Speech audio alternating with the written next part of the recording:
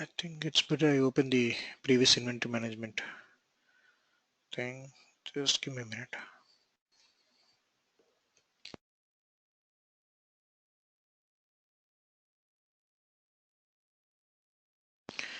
Yes, guys. Since we got a break, can someone just summarize all this quickly so that I can start with the next session?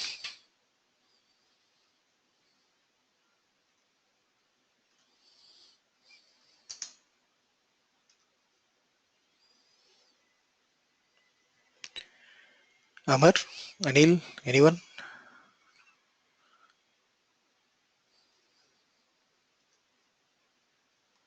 Yes, Manav. So basically in the last class we discussed about what is inventory, what are the various methods to collect the information of an end user device. And we also looked into the attributes from where exactly these informations can be gathered. That's the WMI. And we also discussed on the third-party tools which could be used to deploy or make changes on end-user devices. One was, I think, right-click tools and CAT, client access. Client action tools. Client action tools, yeah. Client action tools. Mhm. This was in brief. Okay, okay. So we also looked into the collection queries, right? Query-based collections, Correct. right? And I think, yeah. So pretty much that's the thing. So thanks, Amar. So in the inventory piece, so what we also looked into is, see if in your organization, typically when you're talking about inventory, especially hardware inventory when you're talking about that. So one is like by default SCCM collects, right, um, a few properties from WMI, right? So this is by default SCCM collects some of the properties from WMI. Now say suppose if you want additional information, so what you do, you need to enable uh, the new properties, okay, from the existing classes. So if you remember in this thing, what I'm talking about here is when you go to default client settings and when you go to hardware inventory, so by default, so these are the different classes, right? So SCCM is aware that these are the different classes which are on the Windows end user machines, right? And out of these classes, only the classes and properties which are checked, so only those information are reported or collected, right? So what is collected, for example, in AMT agent, if you see, all the properties are collected in under this particular class. So similarly, if you see computer system, so only few of them are collected, right? Few of them are gathered and that's what is reported. So that's the default inventory. So what I was telling you is like if you want to extend your inventory, then what you can do is you can always come here and just enable a specific attribute property, or you can also select the entire class so that from the next hardware inventory cycle, even that entire information will get captured, right guys? Now that is if you already have the properties and classes available, so that's when we are talking about this. Say suppose the new class is not at all available in your SCCM's scope, right? Then how do you include new classes into hardware inventory scope so that SCCM will say that, okay, this is a new class which is not available till yesterday, so this is a new class. I need to collect this information from the client machine, right? So how do you create that new class? Add the new class here, right? So for that, so that's what we call as custom inventory, right?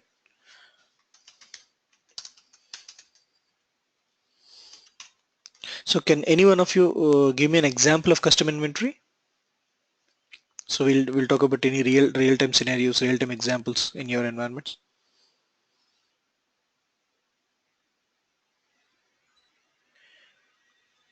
When you need to gather information which is apart from what by default any other machine has, any other client machine has. What is the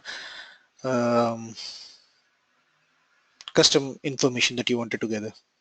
Any ideas? Any examples? Maybe like Manju, Yeah, Manju. yeah, yeah. Maybe like if client has a requirement which is not actually available presently in CM Mm-hmm. now in the environment, that may be to Yeah, make it ready, get it mhm. like that. Make it ready or to get it maybe in that way. So first amendment may be required. Yeah, so I'm asking you to, thanks Manju. What I'm asking is I'm asking for an example for that. If you can give an example, any such, think through Okay, it. Yeah. so there is some software called Power Setup, Mm-hmm. which is not available in the maybe different versions of a Power Center or including the new versions of Informatica, which is not at all available, which is required and separate license and separate maintenance, not required, not I mean not possible to include with other things. So maybe in that such a way, the client required it should be maintained in a separately. Since those are a different machine, not to be linked with the normal. Mm-hmm. So Mm-hmm. such kind of maybe like there will be Kayasco machines. So Mm-hmm. those machines will be separate, not with the other machines. It will be there in the normal network. That will be restricted. So such kind of Mm-hmm. maybe You see, like that. even if the machines are isolated, okay, if I understand your example correct, so even if the machines are isolated, like kiosk machines, even in those kind of machines, as long as the information is available in your, see, you're talking about an application called Power Setup, right? If the information is available in your add remove programs, right? So it will be also available in your WMI. So that information will be gathered as part of your SCCM inventory. Even though those machines are isolated, right? Still you get that information from your WMI.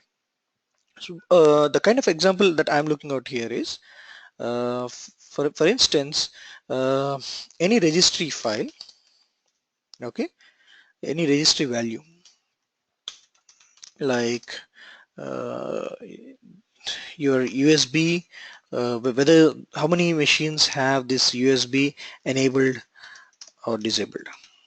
Okay, so that's the question here. So say suppose in a real-time scenario you wanted to find out, like we already have a group policy or something XYZ, but still the group policy to block your USB devices, right? But still users tweak it by changing the registry values to 1 and 0 and make sure that they're getting access to their USB. So now you wanted to find out like how many machines have this USB registry enabled or disabled, right? So that could be an example. Similarly, on the previous session, I've explained you like for every Windows image that you are using in your environment, right? So typically, what will happen in any organization, you will have like 5 to 6 images, right? And every quarter you will be keep on servicing these images, right? Even if you have Windows, I'll take an example like you have Windows 7 image. So when I talk about Windows 7 images, you'll have one for 32-bit, one for 64-bit, right? And out of for each of these again, you'll have one for Dell and one for HP, right? Again, based on department, you might be having one for HR and one for finance, right? Based on their applications, right? The kind of application they're using. Or say suppose you are very good at image engineering and consolidating all these images and you just have only 2 images. Great. So you have organized, streamlined your environment. But still, every quarter you'll be doing servicing of that image, right? So you'll have Q1, Q2, for every quarter you will have one image, right? Updated image. So now since you are having multiple images in your environment and these images are getting deployed are deployed across your end user machines, now how do you find out, like, when an issue comes up, right? So if you know that, okay, on Q1 image, these are the known issues. On Q2 image, these are the known issues. And when any issue comes up from any issue, first we need to look at whether it's a Q1 image or Q2 image. So accordingly, we know that, okay, these are the steps to troubleshoot, which will help our L1 or L2 support guys, right? Or the help desk guys. Right, yes. So in order to identify whether it's a Q1 image or Q2 image, what we do is, as part of image engineering, you'll also create a registry file. So what I'm giving here is a real-time scenario, like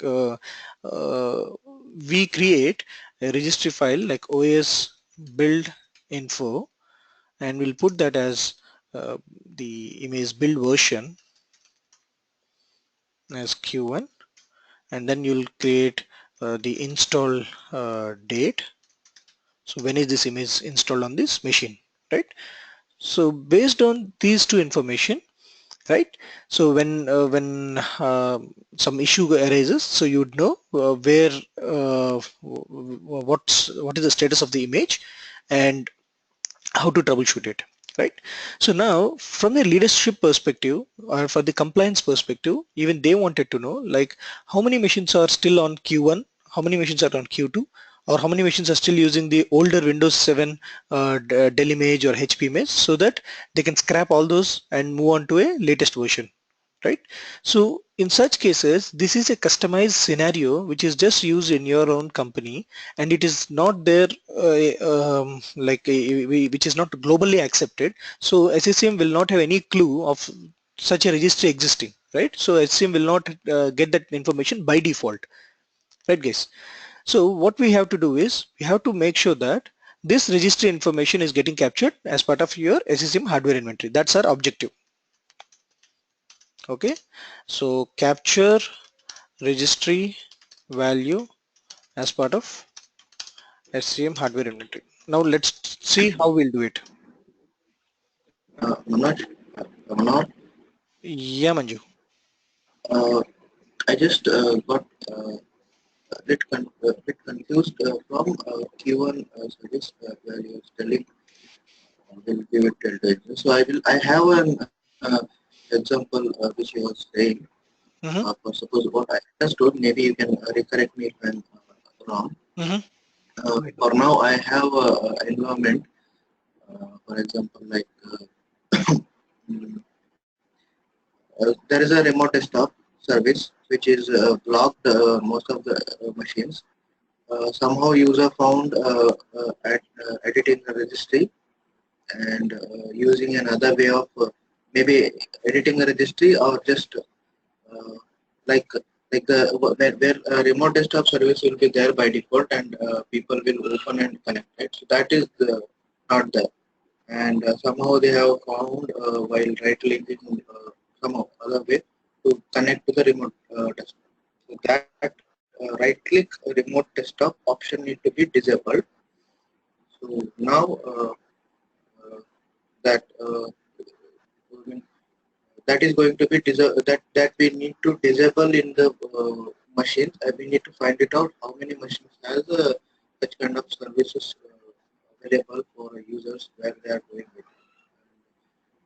That is what you are trying to explain, right? Yes, that can also be a scenario. Definitely, we can also consider that as a scenario. So wherein somebody is tweaking and they have made some changes to the registry file so that they gain access to something, right? So you wanted to find out like how many people are have tweaked registries to gain access. So you know the registry value, but the only thing is you wanted to collect it as part of hardware inventory and pull out a report and then take an appropriate action against it. Yeah, what you said also makes a example, good example. Sai, I see you So, have raised hand.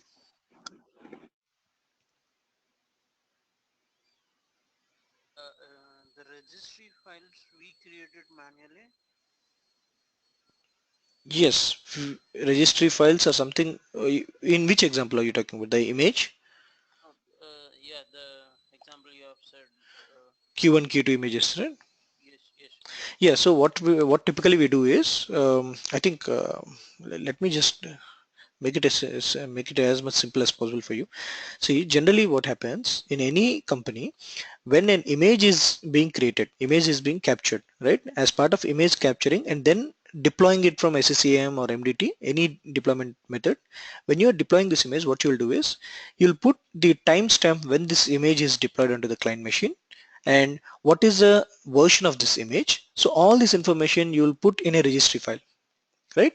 Some people will put it in registry, some people will put it in a notepad and copy it onto their C windows, right? But there are different ways, but still there is one or the other way. You make sure that you have the image version and the image install date on the every single client machine, so that that will help you in going forward. Whenever there is any issue, it will help you in identifying, okay, what is the version of the image and what are the known issues in this particular build version, right? So based on that, tomorrow troubleshooting and help desk will be much faster, right? And also not only troubleshooting and help desk thing, but also when you want to upgrade to the latest versions, so you'll know that okay, these many machines are on Q1, these many machines are on our old Windows HP build or Dell build. So that way it will help you in planning and migrations. Okay, so what I'm saying is, let me take a real-time scenario wherein these registry files is already been created by your OS deployment or image engineering team. So there is a registry file already existing on every single machine. Now you want to pull that information into SCCM because by default that information is not there in the classes. We looked into the SCM classes, right? So here the classes that we looked into, you will not find anything specific to OS image or anything like that. Okay, all these are which comes by default with the operating system, right guys? So now what I'm doing here is I'll go to the client test machine. Say suppose under software you have a new key called OS build info. Okay, and let me create string value like version. I'll call it as Q1 2017. Okay, then I have install date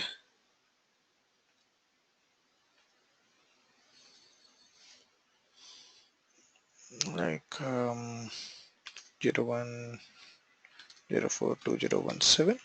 So that's when it is installed on this device. Okay,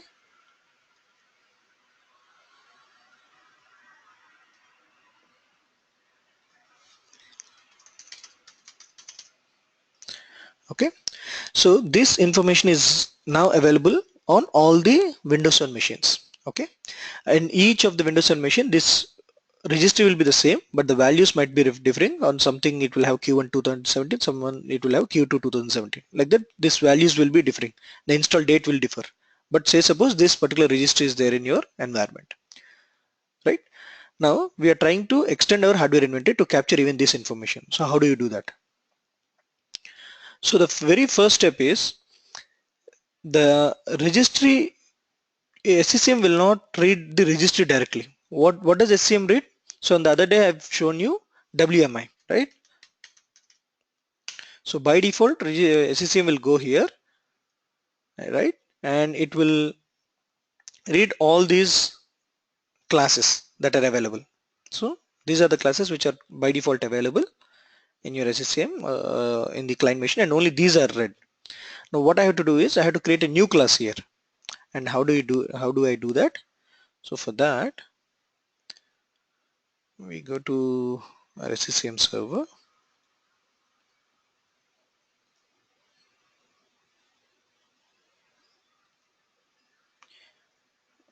The installation directory, Microsoft Configuration Manager.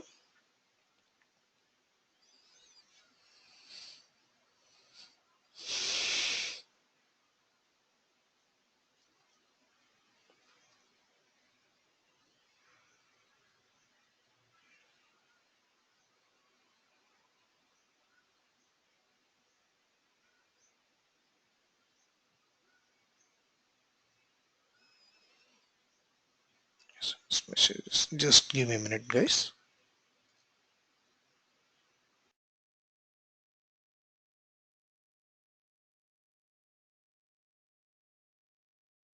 It should be under the inboxes.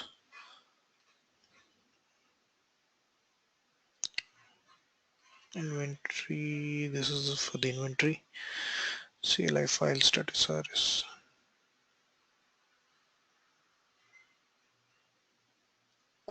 Now I have a question. Yeah, Manju. Please go ahead. Uh, these new classes and settings, this will be used or applied before images can be possible, or only like we will have to use that and make it ready capturing image, and then we will be have to apply. It is part of the image engineering while you capture that image, right? So after capturing that image, while you deploy it, as part of deployment, you'll have this registry file as part of the deployment. Image is captured, say suppose on in the month of January, but you'll be deploying that, right, to all the client machines. In the month of February, you started the deployment. So as part of the deployment task sequence, you will have this registry file. Just 1 minute, guys.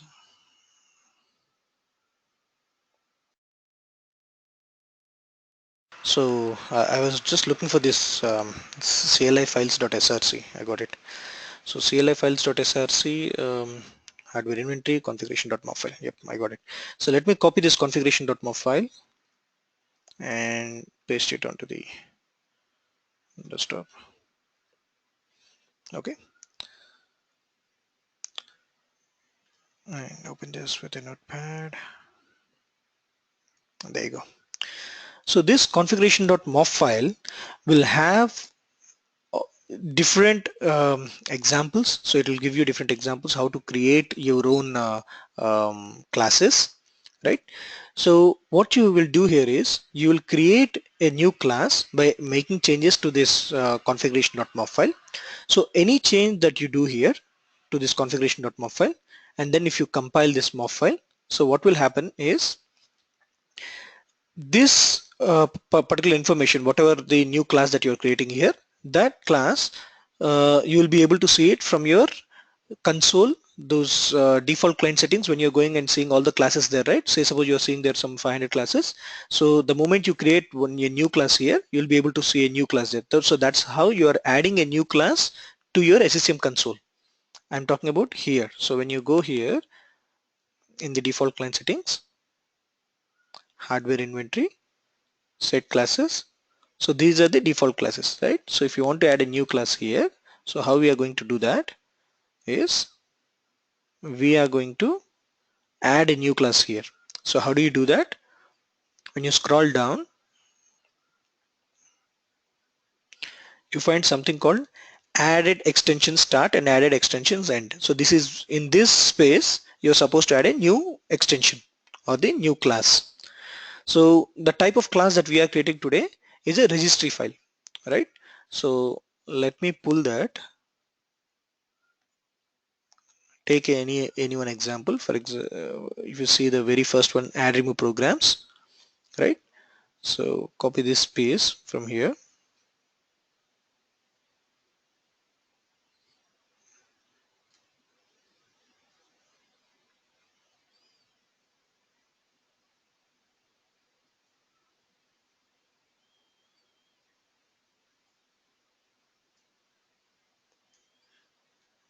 paste it here, and again end it with pragma. So this is just the syntax. Okay, so what I just did, wait a minute, what I copied.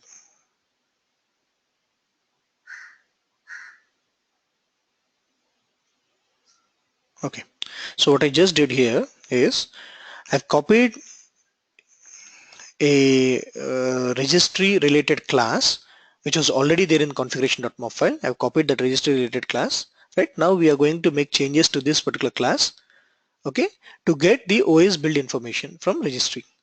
Right, so where do we have it? HK local machine software. So under software you have OS build info. Right, so let me remove this part from here and just have OS build info. Right, so that's the name of our registry, OS build info. Right, and then you have version and install date. So instead of the display name,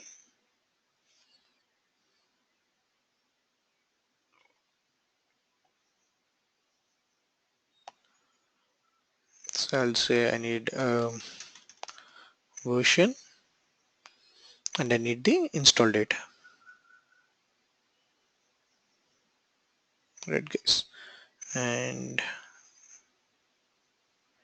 the string name should also be version,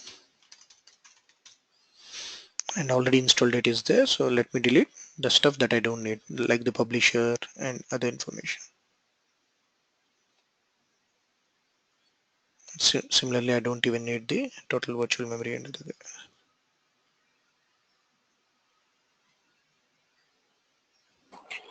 Manoj, instead of the product ID, it should be the version, right? The string name, the top. Yep. So that I was about to delete even that. So I was thinking, so what we can do is either we can have it till HKLM machine software, right? And we can have the, instead of product ID, we can have this OS build info itself here. Because since, see, either ways you can do it. So basically what you can do is HKLM software OS build info, and then you can just delete this key thing and only have the property context, version and install date. That's one way of doing it. Or else you can go for HKLM local machine software and then put the key also here itself. So let me show them. Okay. So it's one and the same. So if I remove here, so instead of product ID, I can have OS build info. Okay, makes sense? No, that spelling is wrong. Oops, sorry. Okay, Yeah. all good. Yeah. So let me just explain what I did here. So if I open the registry on the other side, so under software, HKLM, HK local machine, under software, OS build information is a key. So what I'm saying, go to HK local machine software and get this key OS build info, and under that OS build info, the version, which is a string, and the install date, which is again a string, pull these two informations and create a class out of this. And the class name here, it was given as Win32reg add remove programs. In our case, yes, it is from Win32 registry, and the name is OS build info. I'm naming this is how the class. So now when you go to your console, you should find this name there. Okay, this class there. Yeah, Amar. So, so if it is Win32, that means it's the OS architecture is 32-bit architecture, is it? And if it is 64, it will be Win64.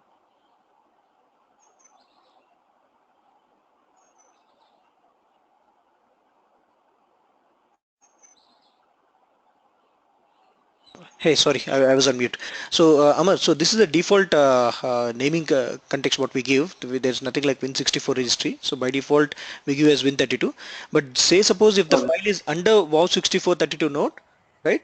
So then Mhm. in that case you need to specify here like if it is a 64-bit, instead of just software, you'll also give as wow6432 node. Because under Oh, wow6432 node, again you'll have the same information, right? Which is for 64-bit registries. okay. Okay. Right.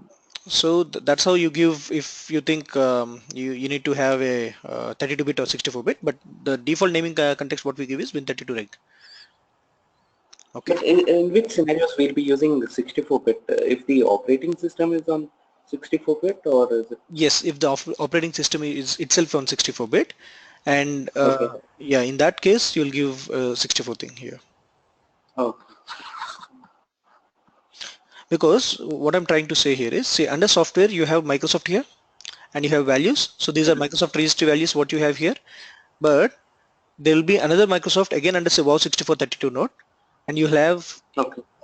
the same kind of values for 32-bit and 64-bit different, right? So if you want to capture Okay. software Microsoft which is under 6432 node, you have to specifically mention the WoW 6432 node in this case. So you'll not change anything in the name of the class. The name of the class goes with Win32reg itself. Only the path you need to make sure that you're talking about one which is under 64-bit node or a 32-bit node. So when we are deploying, say about 10,000 devices, Mm-hmm. then we'll have both the combinations, right? A 32-bit and a 64-bit. Yes, exactly. Good So question. then we'll have to put two entries on You're both of right. You're right. So what we'll do is we'll create here two classes. One which says Win32reg OS build info and the other one which Win32reg OS build info 64. Right? And then you here them. instead of software, you'll give one more location which it has to go to WoW 6432 node as well. And so that Okay. way you are collecting this information and putting into you'll have two classes, right? And later on, even while creating reports, you'll make sure that either if this information is available in any one of the class, collect and put it into a single report. So that's what you do when you're creating a report. But here you'll collect it from both the classes. You got my point, Amar? Yeah, yeah, got it. Okay. So now what we did was we just created, we have modified the MOF file, right? So what we need to do is we need to check the MOF file first, right? So let me copy this MOF file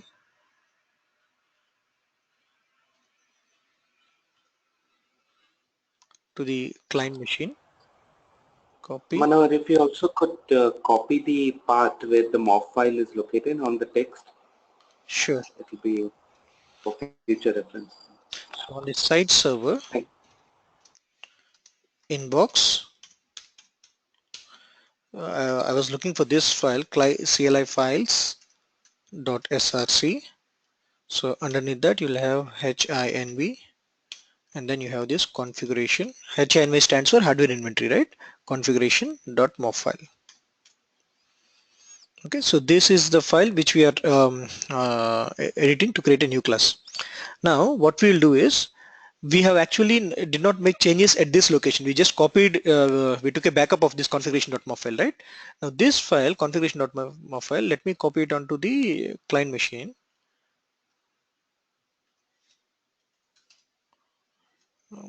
CCM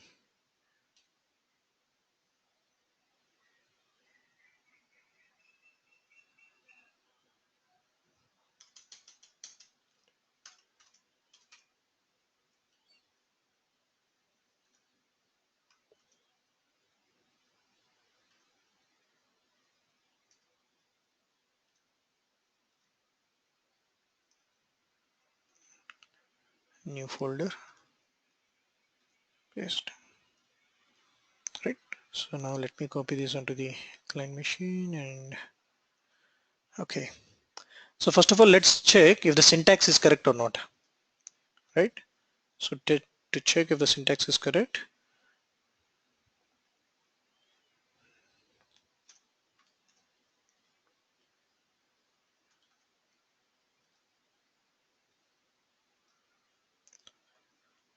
and I'll put it under some folder so that I can call it test.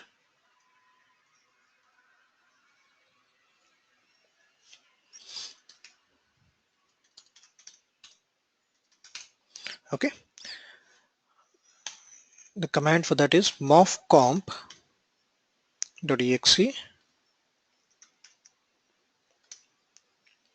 -check and you give the MOV file.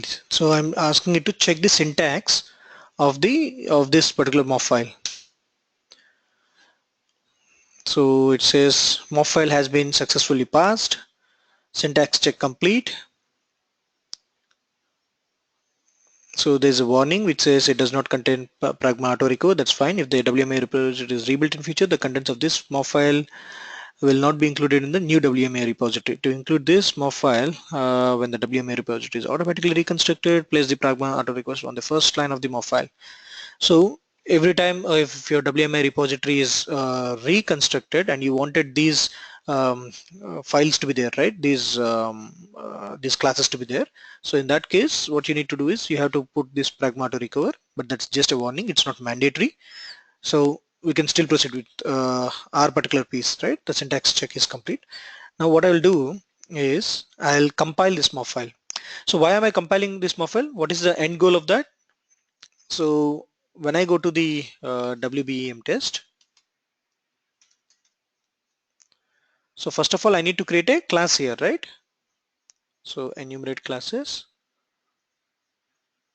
On a client machine, I can see only these classes.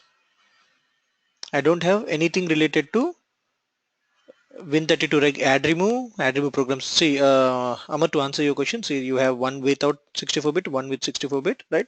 So similarly, these are the ones which are already there. Now I need to create a new Win32 reg thing, but this one is going to be for OS build info, right? So how do I do that now? Close, This exit. mock file, Yeah, Manju. this mock file anywhere we can copy or any specific path is because that heading bar I'm not able to see where path No, can any. copy it. I just copied under C drive test folder. You can copy it anywhere. It is just to show you like how a MOV file is getting compiled and how a class is getting created on a client machine.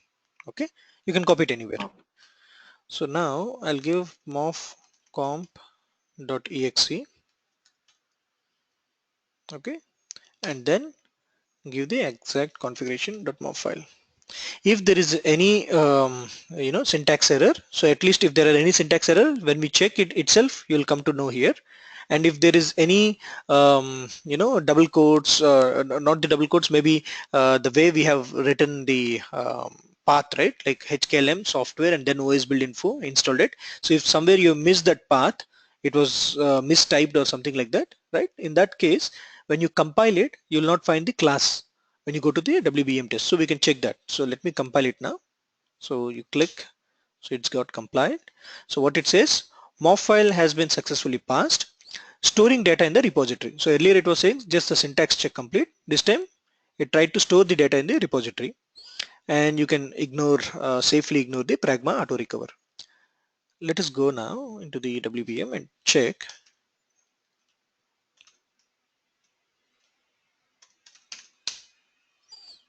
Connect, enumerate classes, recursive.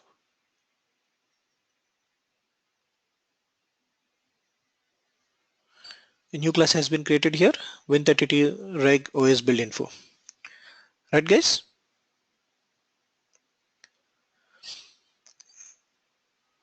So now what you'll do is, since a new class is now created in WMI, the second step is you need to report it from the SCCM. First of all, a class needs to be created on the client machine. So that we did. So for that, what we did, we have edited a MOV file. We have added a new class in the MOV file. We have checked the syntax of it. And finally, we have compiled that MOV file so that a new class has been created on the end user machine. Now, this new class has to be collected as part of your hardware inventory, right? So for that, you go to your SCCM console, default client settings, hardware inventory, set classes, and you add a class here, right? So when you add a class, it asks to which machine I have to connect to. So you'll say connect to, what's the test machine name? I guess it's May test 01. Yeah, correct. Yeah, it's May test 01. So here now you mention it as it's May test 01 connect. So it shows all the WMA classes which are there in the client machine. So search for OS build info, OS build, yes, select, okay. Now, so as part of SCCM hardware, now it will also collect OS build info, install date and version, right guys? So let me say okay, clear? Now, here's the question. So let me first write down all the steps that we have done till now.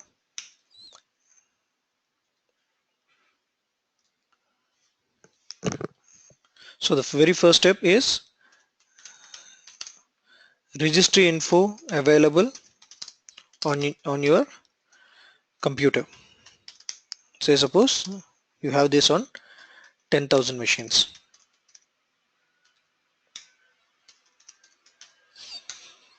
right? So this information has to be first of all has to be converted into a class in WMI. So for that, what you're doing, you went into this particular file, okay, copied it to the client machine, okay, and then copied and edited it, and then what we did, we have done mofcomp.exe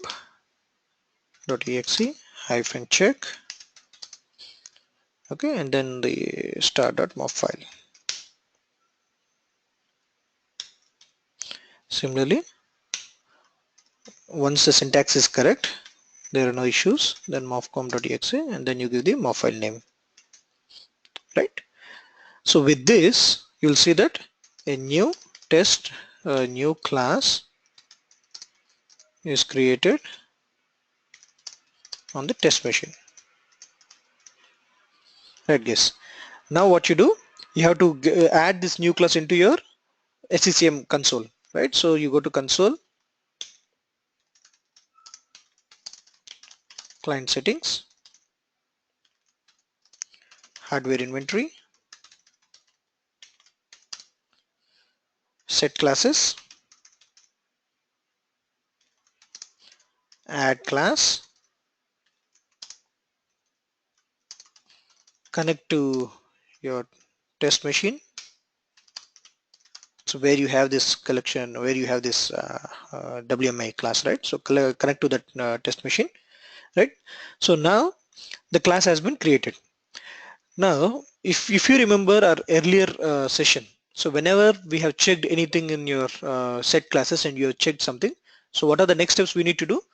We need to run the machine policy, right? So machine policy will, because a policy is created, the moment you connect your test machine and add a new class and say apply, a new policy is created. So what you have to do is on the client machine, you have to run machine policy, right?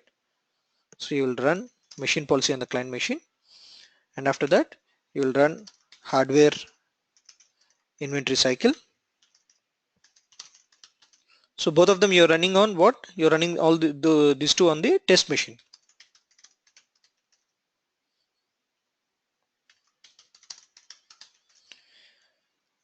Okay, and once you do this, you'll find that automatically this information is getting captured as part of your SCCM hardware inventory cycle. Is this process clear? Manohar, Yes, Anil. so how we edit this registry in each and every client machine? Exactly. I was waiting for somebody to ask me this question. So the point here is, if I understand your question correctly, your question is like, how is this registry file on each and every machine is getting added to the WMI? Is the question right? Because the registry file is already there on all the client machine. That's what we are assuming. But we have created two instances, right? One is the date and in registry client machine.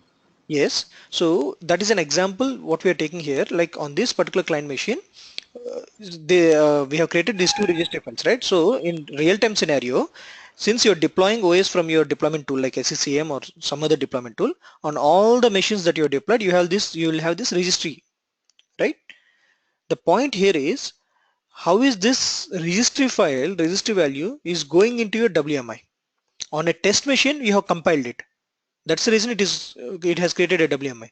But all the other 10,000 machines, how is this registry file information going into your WMI? Are you Yes. are, are you with me, Anil? Yes, yes. Okay, okay. So if you remember, okay, before I proceed further, Amar, Manju, Sai, do you have any questions still here? No, Manoj. No, you can proceed. Okay, okay. So I can proceed, Sai.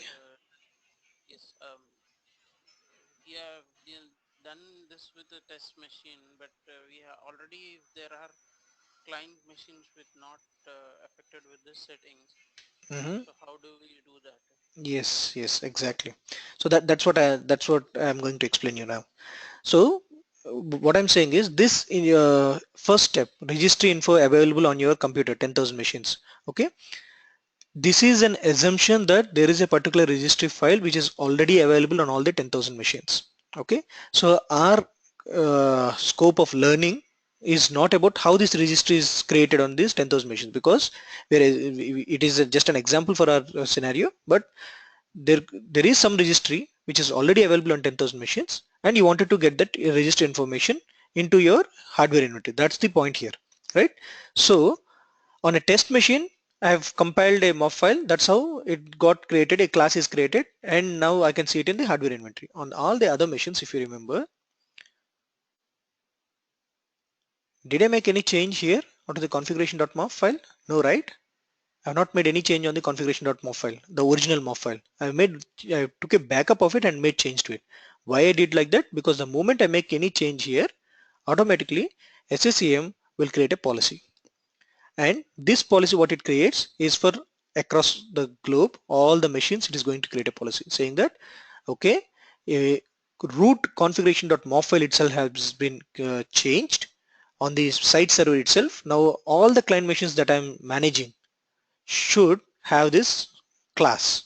So what it will do, the next time when a machine policy will happen, next 60 minutes, a policy cycle will happen, right? So whenever the next 60 minutes, the policy cycle will run on all the client machines or servers that this particular system is managing, a new class will be created. You getting my point? So say suppose to see whether it is getting affected or not, what we can also do is, there are two ways to check whether it is getting affected. One is going here and deleting the class. I hope we can do that. Let me check it. If there is a way to delete it. So let me delete it. OS build info. So I'm deleting it from here, right? So if I connect again and enumerate classes, recursive. So if you see now I have only 1034 objects. So that one is deleted. You don't have that registry, right? Now what we'll do, we'll make change to the configuration mob file on the server itself, right? So let me minimize the client machine. So this is the original MOF file which is on 14th April 2015, right? Let's replace this with the one that we have modified.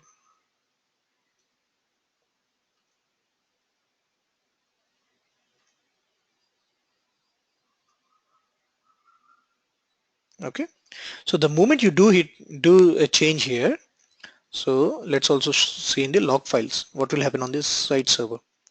There's something called data loader.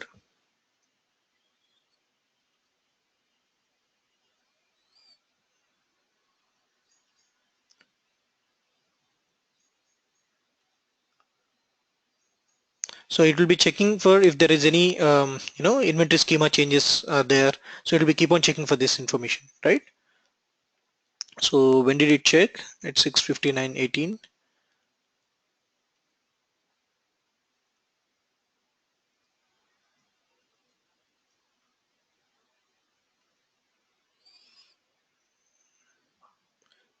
It says you successfully updated the configuration MOF in the database.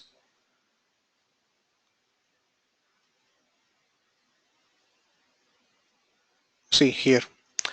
So the moment you clicked it there, so it says now this is a creating view. This is not now. This is 10 minutes back when you updated in the when you added a new class in the console. So actually what will happen is if you have not compiled it on the test machine, okay, if you have not compiled it on the test machine, or even if you have compiled, if you have not added in the console, right? So the moment at 6:59 when we made this change, when it identified that the configuration MOF file has been changed, so it will check if there are any schema changes, right? If there are any new things that needs to be reported. But already since OS build info was added from the SCM console, so it says that no schema changes are found, right? Otherwise, it would have shown here in the data loader file that the OS build info is the new class that has been added in the MOF file. But since you have manually added that class from the default client settings, right? So it says that at 6:50 itself, it found OS build info has been added. So that's the reason now it says there are no new changes found. That's fine. But however, since you made this change on the client machine, when you click the machine policy,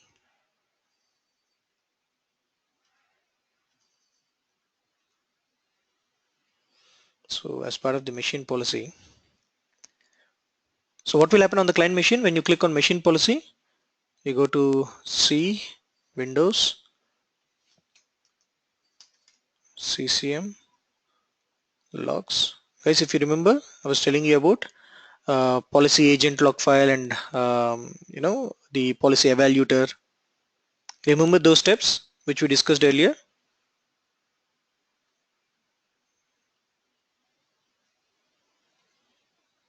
So a new policy has been downloaded successfully. So whatever the changes we did, so that policy has got downloaded at 7.1. That's just now.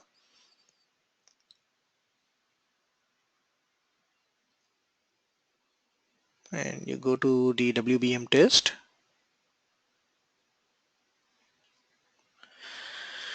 I'm hoping that it should create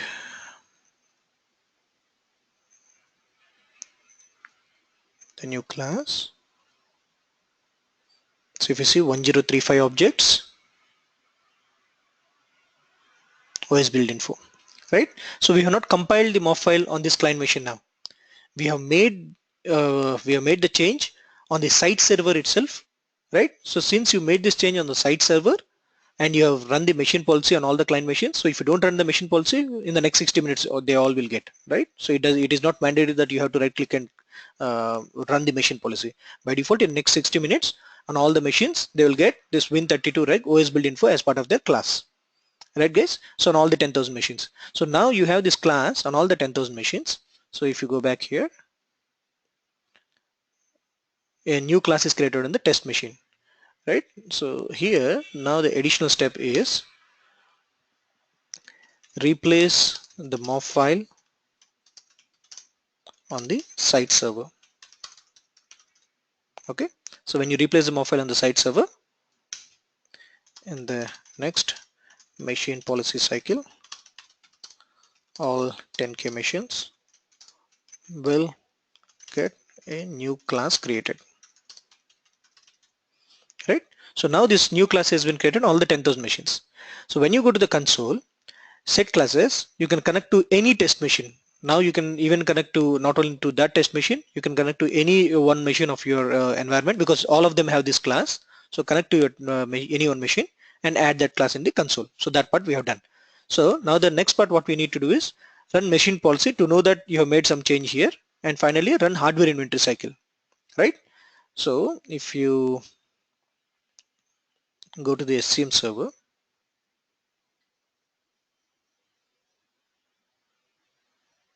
guys, are you clear till here?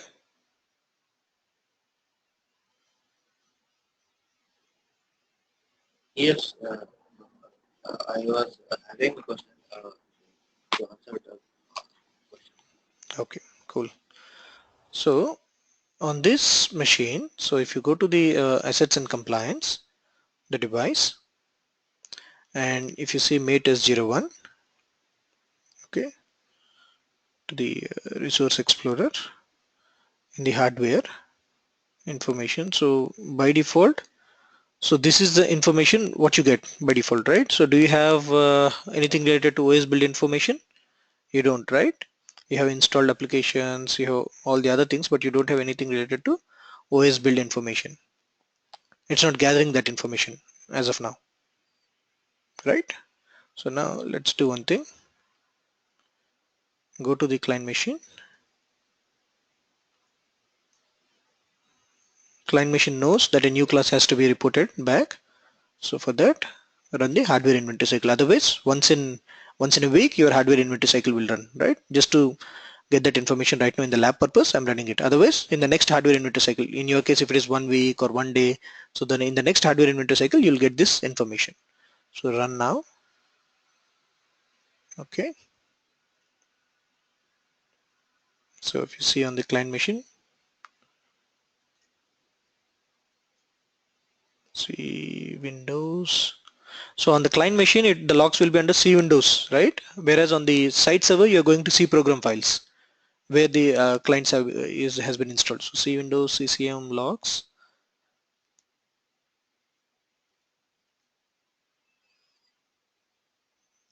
See, earlier I was talking about policy evaluator, policy agent provider, right? So now this hardware inventory data is running on this machine. And if I go back to the server, I guess by now it should create.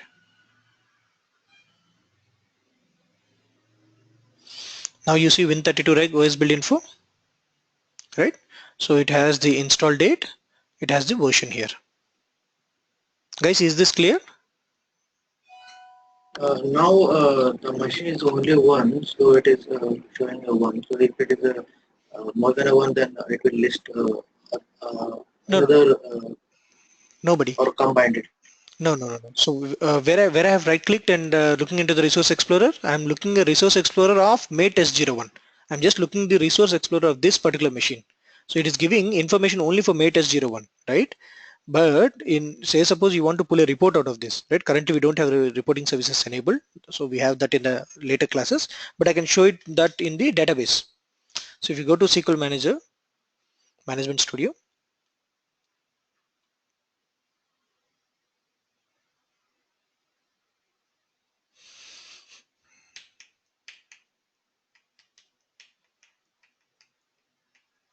You got my question, right? Like I'm you got it. asking, like those remaining machines build info where. That's what I got your question. That's what I'm trying to show you. So when you go to database under CMA, so right. So now what will happen is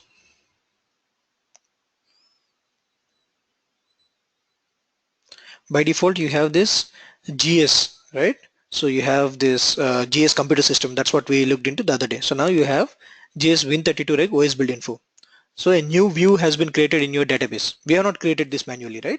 Because as part of hardware inventory, so since you asked this new registry file also to be captured as part of the class, a new view has been created. So when you write a query,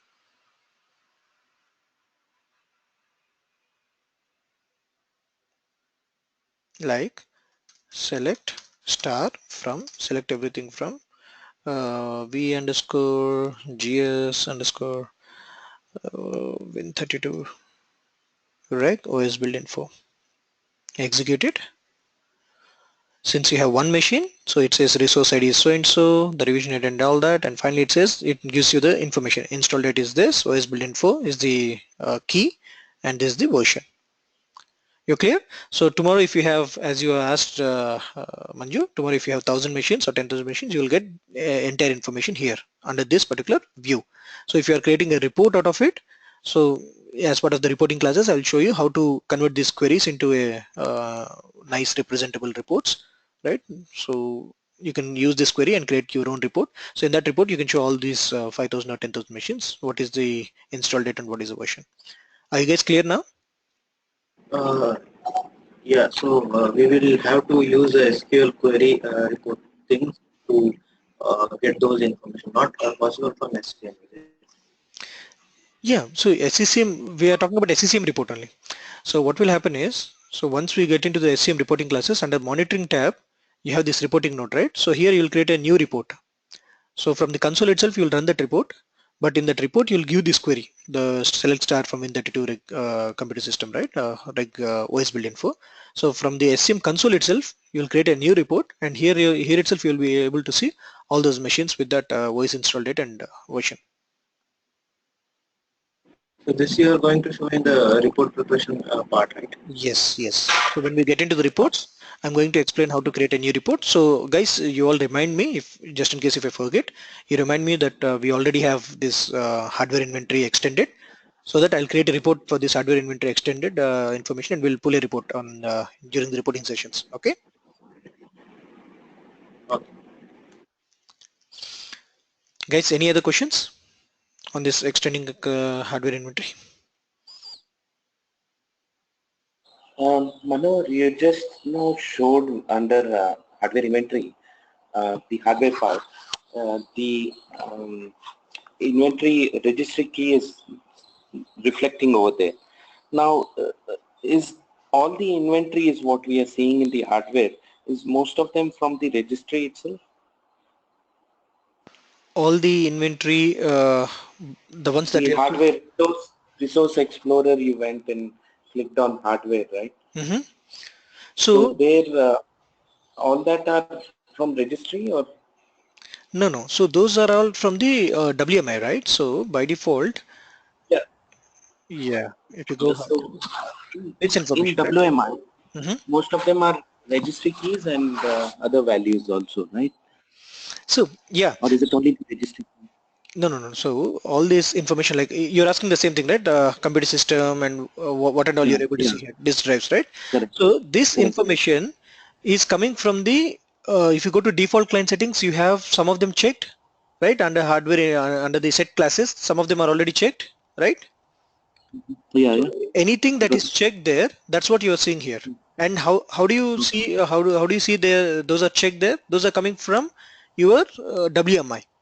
So right, yeah, if I have to tell you, the hardware inventory in SCCM, 90% of the times it is coming from the WMI, 10% of the data is coming from your registry. okay, okay. Okay, so anything which is coming And from, Mhm, go ahead, whenever it's coming from the registry, it will be W uh, Win32 reg, 32, Win Win32 reg. 32. Yes. Okay. So whenever it is coming from registry, you will have that Win32 reg. So it is telling you that I'm coming from a registry provider. Oh, okay. Okay. Okay, Yeah. Thank. cool, cool. So Those information, we will be able to see from only from a log only, right? That it is coming from a reg or coming from WM. not only from log, even from the classes also, right? So earlier I showed you the classes. Go to administration, the default flight settings, hardware inventory, set classes, right? So anything you see here, like, wait a minute, let me scroll down.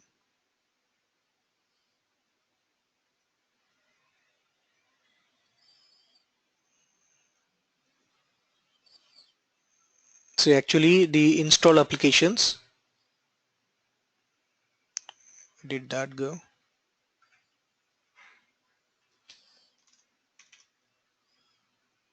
See, if you see installed applications is coming from Win32 reg, right? Win32 reg add remove program 64, Win32 reg add remove 32-bit. So wherever you see this Win32 reg, that means it is coming from the registry.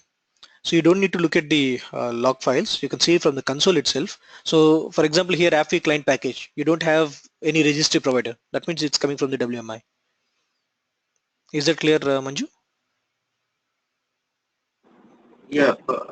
If any example is at present available, can you show so that I would get a good idea.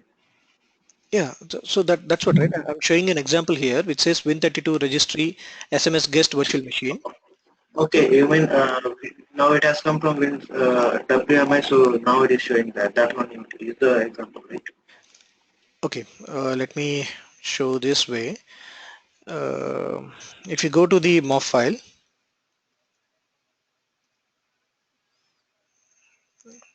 so you see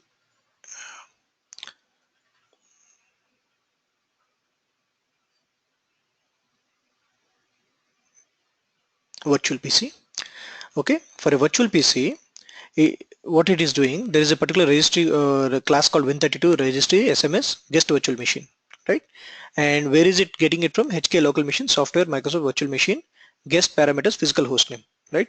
So this information, if you see from the MOF file, so this is a registry file. Okay, the provider is registry provider, right? The provider is registry. This is the registry file which it is picking from every virtual PC, right? And accordingly it has created a class in WMI. So basically the source is registry. So from the registry file, it is pull that information, put it in the WMI of each and every client machine. Now as part of hardware inventory, this WMI class is being captured, and that's how you're getting the information in the SCM console. So not every information is pulled from the registry. If the information is being pulled from the registry into the WMI, in that case you'll have this naming convention as Win32reg. The class name will be Win32reg. So if I have to tell you on the client machine as well, go to WBM test. If you see here the classes, most of the classes do not have Win32reg as a prefix. See, all of them has MSFT and Win32, defrag analysis, dependent service. So all of them have just the Win32. But at the last, when you scroll down, you have some 5 or 6, 1, 2, 3, 4, 5, 6, 7. So forget about our OS build. So 6 values are coming from the registry, right? So anything which is coming from the registry, you have this Win32 reg value as a prefix. Is it clear, Manju and Amar?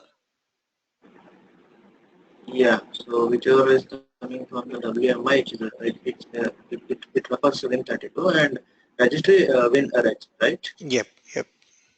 Okay. Okay. So, Anil, do you have any questions here? No, Manoj. So Anil, I want you to come up with a real-time scenario here, because in the previous discussion that we had, right, you were asking about a real-time scenario. So the current thing what I'm explaining here is by default, if you have just let me stop recording for a minute. Okay, so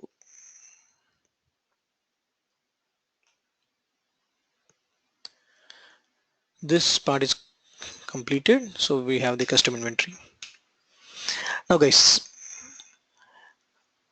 as part of hardware inventory, you're getting the add remove programs, right? So what is software inventory in SCCM?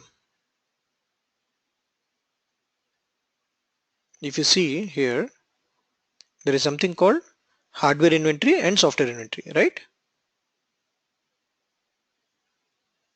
I think this is already open. Okay. So if you see here, there is something called hardware inventory, then you have software inventory. But as part of hardware inventory itself, it is capturing the add remove programs, installed applications. Then why do you need software inventory? And what is it capturing? Any ideas? Sai?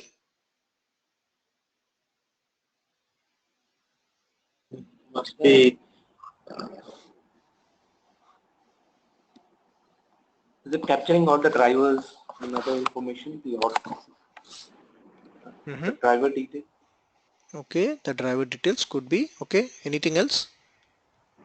And which application has set for expiry date or is about to expire, all license details. Okay, you think license information. Okay, Sai?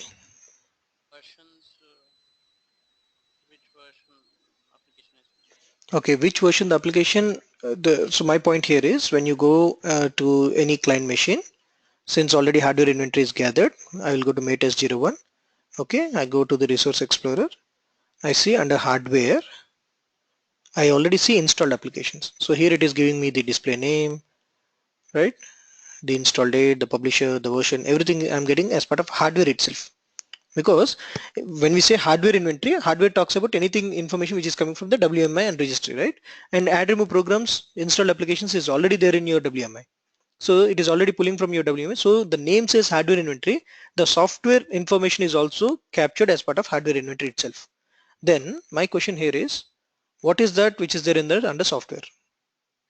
Here you see software, right? So what is there under software? If hardware is already, applications are already captured as part of hardware. Application IDs and product ID and the name of the version, all company information and values. Is that like just like in registry, all the information related to application? Yeah, so that's my point again. So all this information, what you said, the product ID, the display name, the install, the version, everything is already captured, the publisher, everything is already captured as part of hardware inventory. Why do you need software inventory? Okay, so let me explain. If you have you ever seen this, that you install an application but you don't see an entry in add remove programs? Have you seen that? Come again? What I didn't get it. You install an application manually, you install an application on your client machine, on your machine, for example, you install application but you don't see it under your add remove programs when you go to control panel. Have you seen that anytime?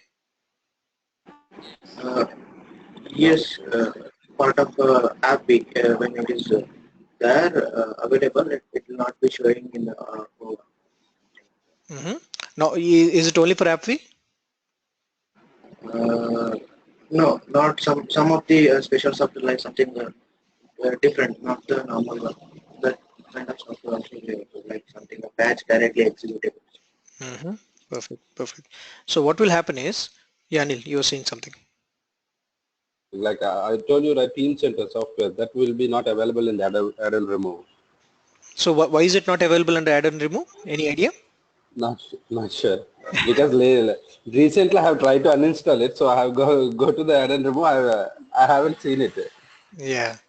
So So what will happen is anything which is MSI, okay? Anything which is MSI, because MSI is a standard format of applications. So all these application packages, they create MSIs because that is a standard format which is universally accepted, right? And globally recognized. And they will have some standards like, okay, you have to create a shortcut on the desktop, you have to create a registry file, you have to create an add remove programs entry. So these are the standards what an application packager, when creating an application, he will select all these standards. So one of those standards is creating an entry in the add remove programs. But if you go with applications like exes or batch files, right, or the appv, so they will not have appv for a different reason. Appv it doesn't want any footprint on the local machine. That's the reason appv will not have an entry. That's a different thing. But however, normal exes or batch files or command files what you run, so since those are not standardized formats of application, that's the reason most of the times you will not find an entry for a exe file in the add remove programs, right? Sometimes what will happen is within an exe it will be calling an MSI. Though when you see as a setup.exe or application.exe, when you double click it, inside it will be triggering an MSI. So even in that case, you will find add remove programs entry because there is an MSI involved there. But wherever there is no MSI, what will happen when you're just double clicking an exe or batch file? So it will just install an application. So it will create entries under C program files, right? It will copy a folder and all the files under C program files, but it will never create an entry in your add remove programs, right? But does that mean that application is not installed? No, the application is installed successfully, right? Now, as part of inventory, if you want to pull out information about applications which are installed on a particular machine, right? But those entries are not there in add remove programs, right? So whether or not on add remove programs, not only just not on add remove programs, whether or not the applications are add remove programs, you want to get information of all the applications that are installed on your machine, right? In that case, you go to software inventory, right? So when this software inventory runs, what it will do, it will actually physically check for the files on your machine. So it will go to your C program files and go to the folders files. It will say, okay, on your machine you have Acrobat Reader 32.exe. That means Acrobat Reader is installed on your machine. So that's how it will go and check the actual exes which are the which will be generally triggered when you run Adobe Reader shortcut on your desktop. It will be triggering C program files x86 some acro 32 reader.exe, right? So that exe which is being triggered, that will be captured as part of SCCM when you are running software inventory, and it will tell you, okay, I see that under C program files x86 there is this file. That means this application is installed on your machine. Is it clear, guys? Yes. Yeah, okay. So now Anil, yeah, Manju. It means that if there are any executable files, just is ready and just copy it. Since they are the bundle of executable files, just to take the icon, just click on it and open. So those kind of entries also will be there taken here. Yes, absolutely. Those kind of entries will also be taken. So I'll answer that part. Sometimes what will happen, say suppose you have a file server. Okay. On that file server, you copy all kinds of softwares, software binaries. That doesn't mean all those softwares are installed on that file server, but just the file binaries are copied. Now what will happen when SCM will run, all it knows is it has to find for Acrobat Reader 32.exe. It will check everywhere. It says that on this file server also I find Acrobat Reader 32.exe. That means that application is installed on this SCM server, right? Or on the file server.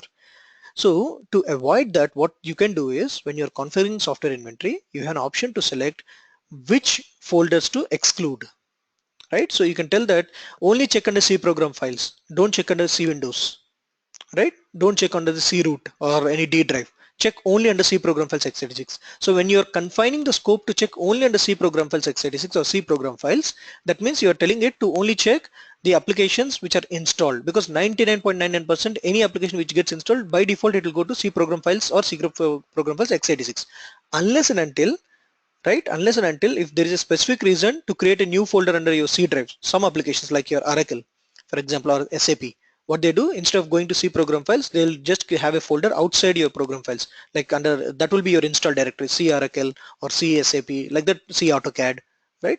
So if there are some big applications, right, which will not be under C program files, you can always give the scope while creating software inventory. You can tell, okay, check under C program files, C program files x86, C Oracle, C SAP, C AutoCAD. So anywhere under these files, if you find under these folders, if you find the files, consider them as installed applications. Apart from that, don't even check for it. Make sense, guys? Yes. Okay, cool. So let's do that. Now let's go to administration, default client settings. This time we are going to software inventory. So by default, enable software inventory, run once in a week. So all this is default. Now inventory reporting detail. So it is asking when I find a exe, at what till what detailed information that you need. Okay, do you need the full details of it or just the file only? All right, or the product only information. So what is the information? Do you want the file version, file details, or the product information, or do you need the full details? Okay, by default we say I need the full details. Now inventory these file types.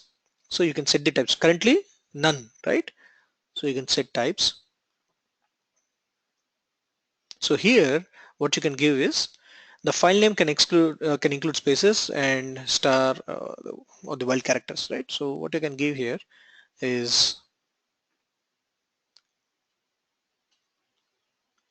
the path. First of all, I'll say check under C program files, or it's better to have an environmental variable, program files percentage, program files percentage, right? So under C program files, that's what it meant. Under C program files, star.exe. Now under C program files, any star.exe, any file with .exe as an extension, that will be inventoried as part of this, right? So let me check this path. Let's do one thing for our testing purpose. Let me hard code this path. First of all, we'll see what are the files we have under this particular test machine. C program files. I think under C program files I don't have many. I have all 32 bits. C program files x86. Okay, we don't have any application, right? All the default ones are there. Can I quickly install any application here? Or wait a minute. Let's take this Silverlight, right? Under Silverlight, I have this.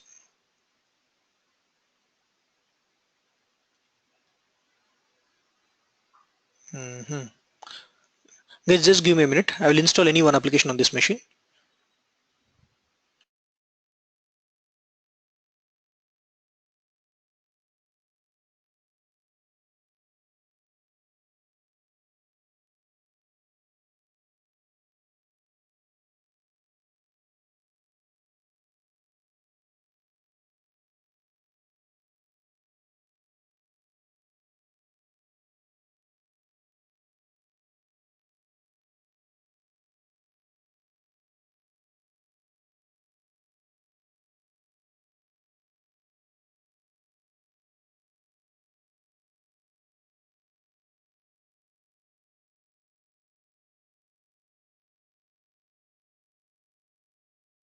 So I'm just downloading VLC Media Player.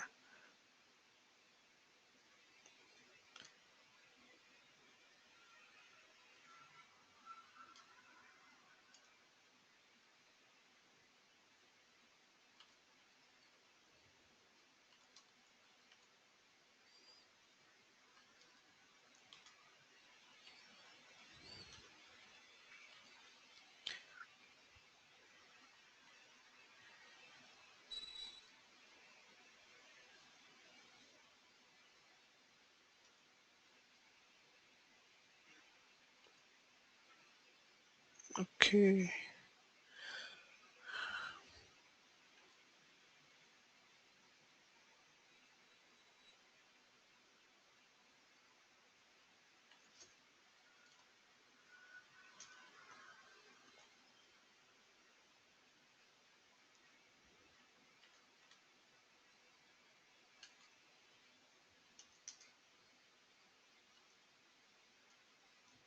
It's not copying. Let me try this way. No, it is not copying inside.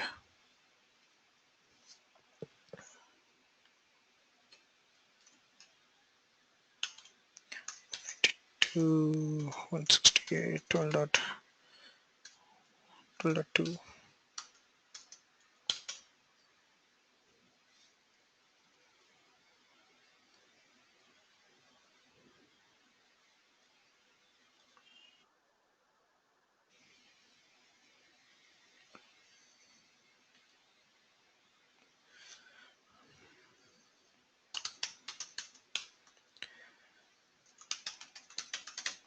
Give me a couple of minutes, guys. I'm trying to copy a VLC Media Player source binaries.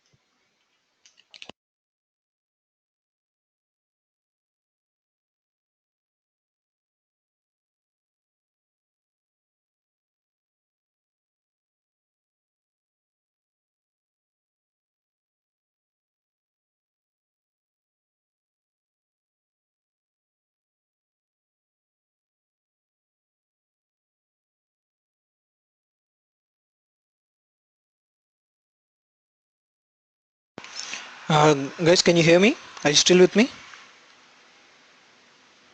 Yeah. Okay. Yes, Manoj. Okay. I just made some changes to my network. I thought I lost the connectivity. Fine. Cool. So let me run this application. I hope this will not ask for internet.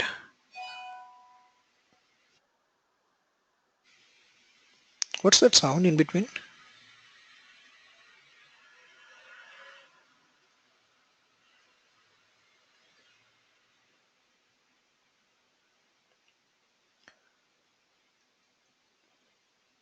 Okay, so this application is installed now.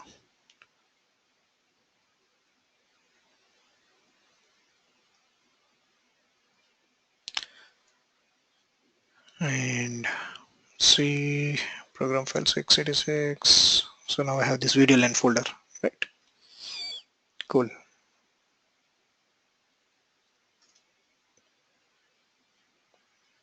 Go back to my SCCM. I want to hard code this path. See program files x86.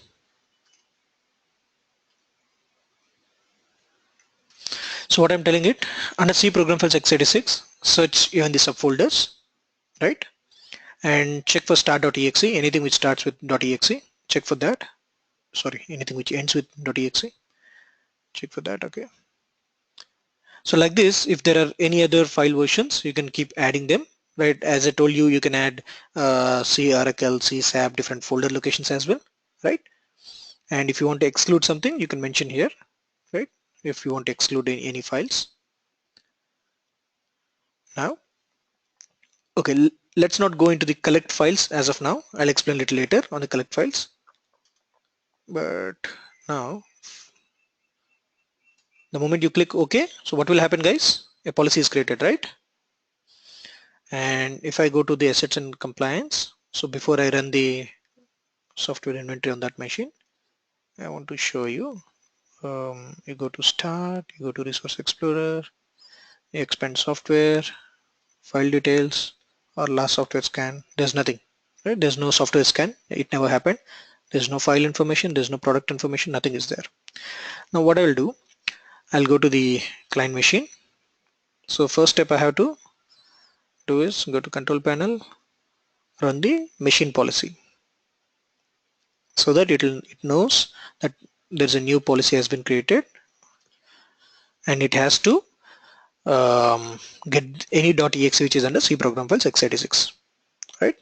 So machine policy is run. So after that, now just give it a couple of minutes and then you can run the software inventory cycle.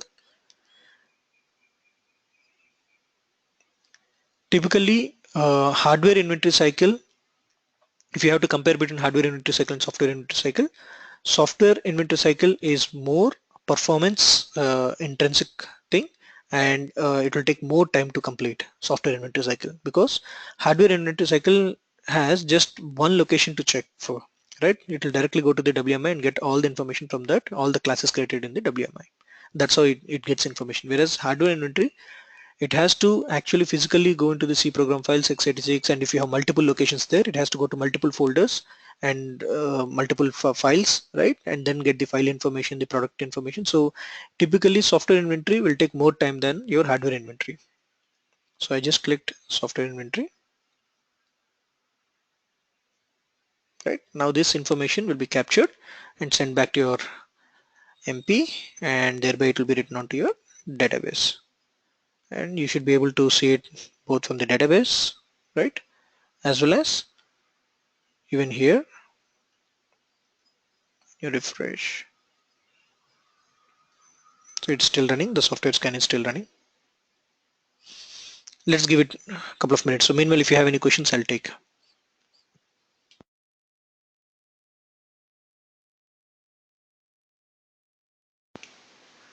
Guys, are you able to hear me? Do you have any questions? No, still the client agent is not installed in my lab section. Sorry, Sai, I didn't get that. Client is not getting installed in Windows 7. I mean, in my lab specification. Okay, in your lab you don't find client installed. Yes. Okay. Because last time I said you that there was an issue, so you suggested me to format to Windows 7, so I did it actually. Mm-hmm. But I could not see the client. is not getting pushed to my Windows 7 client. Okay, so what is happening when you right click onto your console and say install client, right, on that client machine? So what's happening? Can you explain me the steps? Giving me option saying to install configuration client wizard. Mm-hmm. So No, I install. meant you have completed that wizard. You have completed the wizard. So after that, what is happening on the client machine? Do you see any CCM setup log file? No, Not the log file. Even at least the CCM setup folder is created. no, the service is also not running. No, service is a later part. At least CCM setup folder should be created first of all. No, actually, no. Okay, that means if the folder itself is not created, that means that on your client machine, the file and printer, right, the advanced sharing option, is it enabled? So what I'm talking here is, if you go to, can you see my machine? Yes, yes. So if you go to change adapter settings, sorry, not the adapter settings, if you go to change advanced sharing settings, go to your, since it is domain your machine, so you should find here turn on file and print sharing. I think in your case it is turned off. Can you check right now? Yeah, you want me to check it now? Just I need to switch on my. No, if you are sure that you have already checked here, then it is fine. Yeah, because I've done it. I remember this file sharing machine. I've done it. Okay, so have you checked if your client machine is getting pinged? You are able to ping it? Yeah.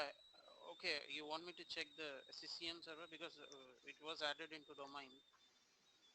No, no, no. What I'm saying, from your SCCM server, are you able to ping your client machine, Windows 7 machine? I've not done it. I'll check it after the class. Okay, okay. So what will happen? See, there are some 4 or 5 steps what you need to check in this case. This will even help you in your general troubleshooting in the production environment. So the first and foremost thing Manohar, is, Manohar, can you yeah, repeat that question? When Sai is speaking, we are not able to hear his voice. when Sai is speaking, okay, fine. Yeah. So his question is like, in his environment, his client agent, he's trying to install the client agent, okay, and he's not able to install that client agent on a Windows 7 machine. So for that, what he did, so he just created a new machine, okay, and he added that machine to domain. And after that, he's trying to, from the console, it discovered that machine. So he's right clicking from the console and trying to install the client agent. So he's saying that he's not able to install. Now, my point here is, first and foremost, install client wizard will only work for discovered machines. What I mean by that is, if the machine is not discovered by default and you have right clicked SCM console and say import computer, then this is not going to work.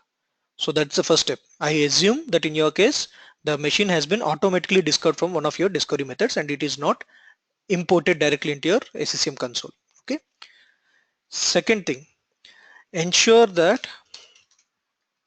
there is a communication between these two machines. That means from your SCCM server, when you're trying to ping your client machine, you should be able to say, suppose some firewall is blocking it, right? If there is any other network problems. So first of all, zero down that there is no network issue, there is no firewall issue. Okay. So look for network and firewall things here.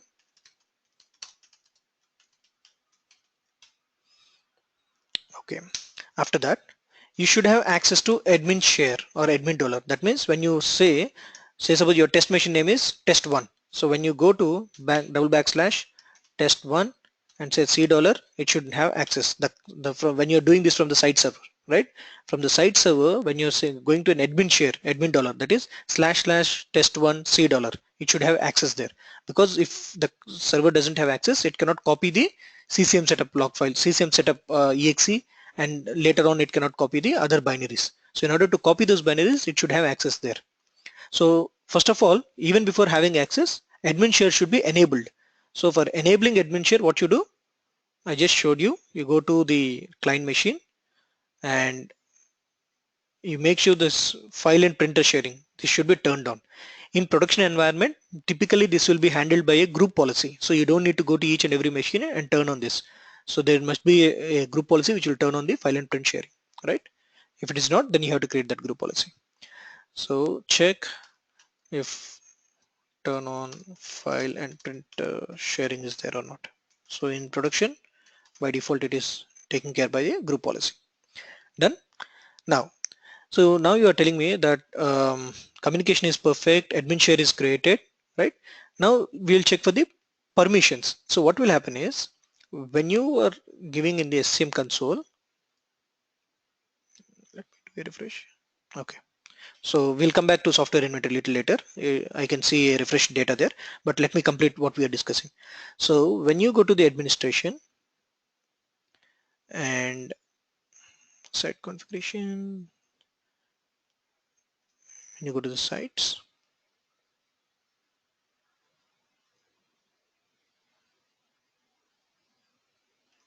I think I was at the right place earlier. Yeah. And you're going to the client push installation here, accounts. This is very important. The account that you're giving here should have local administrative privileges on each and every computer. It should be the local administrator, right?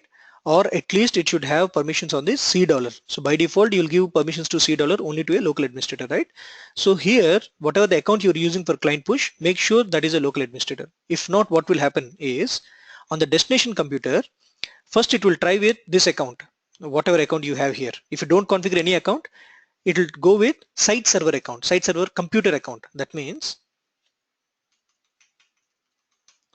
so first of all, it will try with client push account that you have given there. Whatever the account you gave there, client push account, it will try with that. After that, if it does not succeed, it will try with the site server computer account.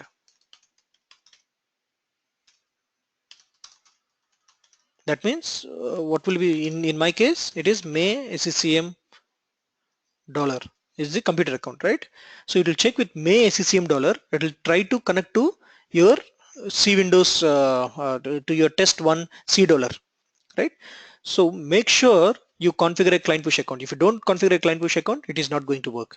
If right, otherwise at least your site server computer account should be local administrator, right? Sai, I think either you missed at the client push account part or at the file and print sharing. If not, it is very basic that the network and firewall is blocking you. Is it clear, Sai? Yes, Manor, but yeah, as you just said, the client account site where we click on the site and Mm-hmm. click on client push account, Mm-hmm. there you want me to give the local administrator, that means the Windows Windows 7 local administrator No, no, role, no, right? no, no, no, no. I don't want you to give a local. Domain administrator. So I don't want to give a local administrator. I want to give a account which has local administrator privileges. It should be a domain account. It can be a domain account, service account. It can be a domain service account. Sorry, I So got it. yeah, yeah. My question was wrong. I got it. Thanks. So do you have this account there? I don't think so because I remember I have not added this. Yes. So that's the reason you are not able to install the client agent. Because what will happen if you don't give any account here, it will be keep on trying with your site server account. And your site server account by default will not have privileges on any client machine. It will not be a local administrator on any client machine unless until you go to local client machine and go to the local administrators group and add specifically your site server account there. If you don't do that, by default your site server account will not have the local admin privileges, and that's the reason your client agent installation is failing. Okay, cool. So let's go back to what we were doing earlier. We were at the assets and compliance, our device made S01. Go to Resource Explorer. So this time it says last software scan is it ran software scan at 7:49 a.m. And do you have any file details? It says yeah, it has got see VLC. It says I can find an uninstall.exe and this is the modified date and other information. When you go to the product details, now it is saying that yes, I found vlc.exe, VLC media player is installed under C program, and this is the file size, this is the file version, right? Similarly, it found Microsoft Corporation. These are the default applications, right? We saw under C program for x86 there were default applications like your Windows Media Player or the Internet Explorer. So these are the default ones. So anything, and I think even the Silverlight will be there. Yeah, right. Silverlight, which got installed as part of your SCM client agent.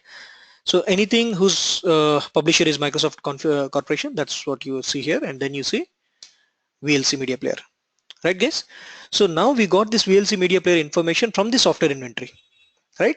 But luckily in this case VLC Media Player will also create add remove programs, right? It will not only create a software entry, it will also create in the add remove programs. If you go to the control panel, where are programs and features, right? VLC Media Player is also in the add remove programs. So because it is also in add remove programs, you should see it in the hardware inventory. But now I think we have not run the hardware inventory cycle, so under install applications you don't see it, right? Because we have not run the hardware inventory cycle. By default it will run once in a week. So let me go there, control panel, home, configuration manager, actions, hardware inventory cycle run now.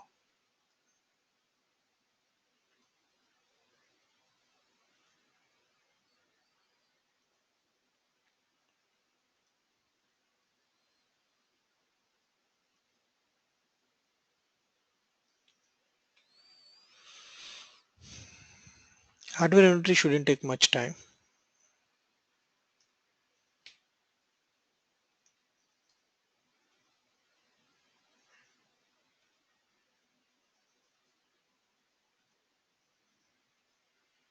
Okay, so there you have VLC Media Player. So as part of hardware inventory, it just got the publisher, version, and this information. And as part of software inventory, it has this version, the file size, the file version, because it is going to the file level. Guys, is this example clear?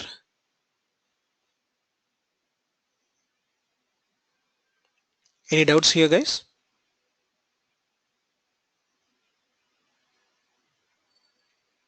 No, Manu. Inventory, only the application installed will be captured, right? We are looking only under C program files x86. So by default, only installed application should be there under C program files. So that's an assumption that we are carrying with, Okay. right? So if you guys are clear, I'll Manu, proceed with the next one. Yeah. as I said earlier, when you asked it, that I said that it will may hold software will may hold whether it is licensed or unlicensed freeware. Those are can be able to see here, or that is not actually available. See, what will happen is, see, the license information is something managed by your licensing management console. If you, for each application, you must be having a different license that you have purchased, right? If do you think that this license information will be there on the client machine? No, no, not about a license information. No. Like you will find the information like somewhere like when you install it, it is licensed or freeware. So some Mhm. information like that I'm asking. A status bar which shows these are the licensed softwares, these are the freewares, these are the. So now how it is showing the which is If that file has that information, right? So let me show you. So that's what I'm telling. So do you think that certain attributes will be there in the file when you click on a file version, right? When you click the vlc.exe and go to the file version, do you think there will be any license information there? You'll not have any license information there. The license information is actually coming from a separate registry file, right? If it is already onto your client machine, or it is connecting to your server, like your in case of operating systems or office products, like it is connecting to a KMS server or kind of a licensed server. That's how it is getting the licensed information, right? So any information which is available on the file of that exe, we are just capturing a vlc.exe file. So any information which is available on the file, that information will be captured. Say suppose for a particular application, as part of details, if you have multiple information, even that will be captured. Manju, did I answer your question? uh, yeah why I asked this reason behind asking this question, because by suppose now say like someone asked us saying that I want to know how many licensed softwares are installed in your environment and which are not licensed and which are the freewares like that. Then how we will be able to pull it? That's the way I wanted to I know. understood. That's why I No. I totally understood your question, but what I'm trying to say is, as part of software inventory, if you're able to see my screen right now, so all the information that you're seeing on a file version, like the application file version, the product version, right, and the size, only this data is being captured. Apart from this, you'll not get that licensed information. Say, suppose if you have that information somewhere here, then yes, you'll get it. But most of the times, I don't think you'll have any license information in the file version and the file properties, so you'll not get that information as part of software inventory. Having said that, in your environment, if your customer is asking for these licensed applications and non-licensed applications, that needs to be, what you can give is, if somebody tells you that these are our licensed applications, right? For example, Office. Okay, if somebody tells you, okay, this is our licensed application, Office is our licensed application, and this is the product ID for this license application, right? In that case, you can check if that product ID is there or not on all the client machines, and you can say, okay, I see on out of 10,000 machines, some 8,000 machines have this product ID. That means all of them are using the licensed version, and other machines are not using a licensed version. Something like that you can, based on any other logics, you can find out. But by default, out of the box, you cannot find whether an application is licensed or non-licensed from software inventory or any other inventory mechanism from SCM, unless and until you have a separate logic to track it. You're getting my point, Manju? yeah, I'm getting, but there is no scenario, no? So I'm just not getting actually idea, but I'll still have to check. Okay, so let me just rephrase what I just told you. Say, suppose if you have application X, which is a licensed application, and then you have application Y, which is a non-licensed application, right?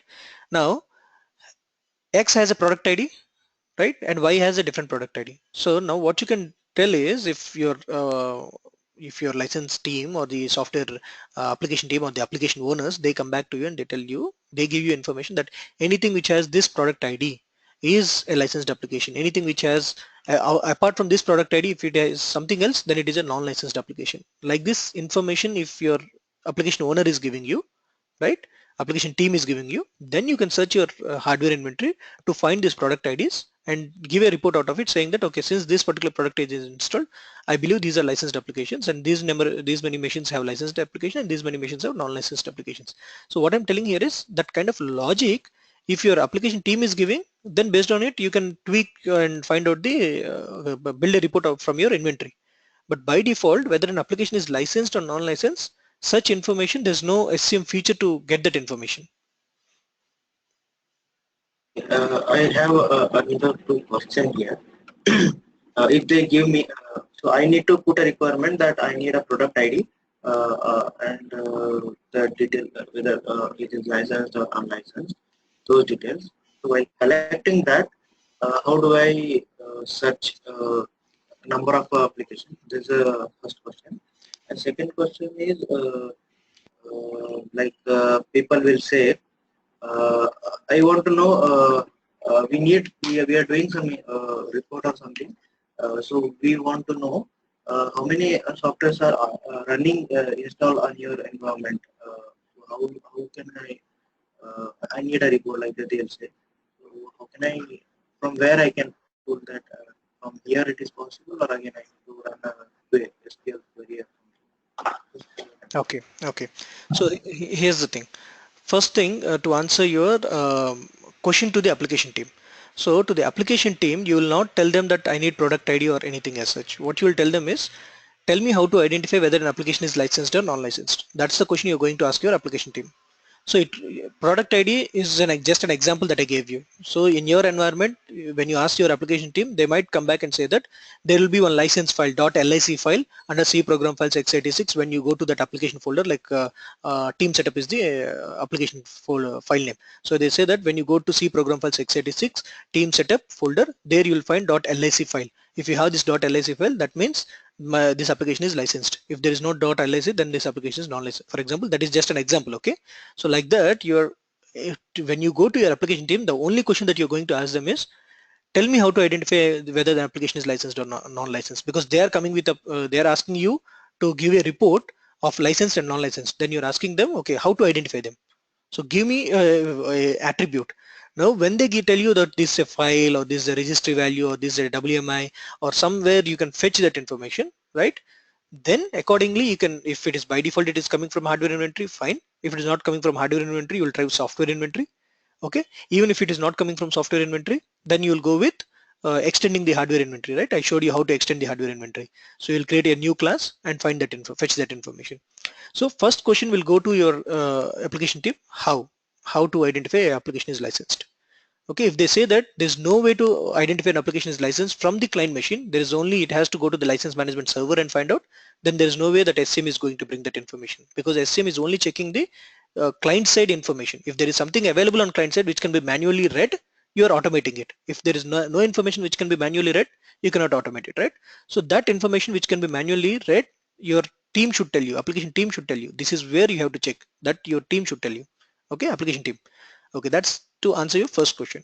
Coming to your second question, how many machines have application Office installed? How many machines have Adobe Reader installed? How many machines have VLC installed? Or the other way, in a particular machine, how many applications are installed, right? So these kind of reports are already there in SCCM.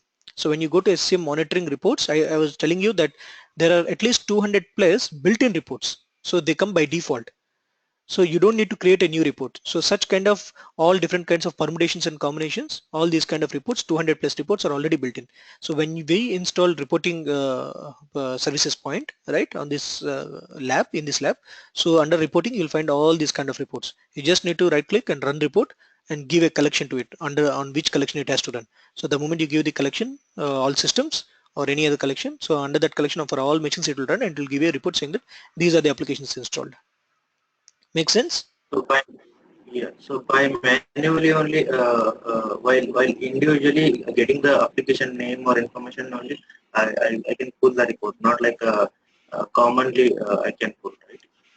Yeah, I'm telling you, right? So either ways. So there are different permutation combinations. Like I have the computer name, I want to know the applications. Yes, you have a report for that. I know the application name, I want to know all the computer names. Yes, you have a report for that. So either way, you have the computer name, you can get the application names. You have the application name, you can get the computer name. Yeah. If I don't have application name, only computer details are there means so that is a difficult one to search, right? Yes, so that's what I'm saying. Based on your requirement, you have both the reports. However you want to pull, you can pull it. Okay. Any other question, guys? Anil, Amar, Sai. So Anil says he's clear. Amar? Nothing from my end. Okay. And Sai, I guess same with you as well. Yeah. Okay. So now I think we have covered the major part of inventory management. The only thing which is left over is just one. Let me go back to the console.